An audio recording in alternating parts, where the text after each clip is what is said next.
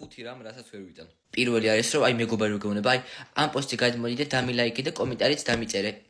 ანუ ჩემი დაკომენტარება და ლაიქება რა შეცვლის გეხვეწები. რატომ დაალაიქებინო ან დააკომენტარებინო ვიღაცა შენი პოსტი დალით. ანდეს ფერის გაჩენს. მეორე არის ის, რომ ხუმრობას და დაცინებას შორის განსხვავებას რო პოულობენ. ადამიანის რო დასცინიან ან მაგის რამე კომპლექსი რო ამახვილებენ ყურადღებას იმის გამო რომ სხვა გააცინონ.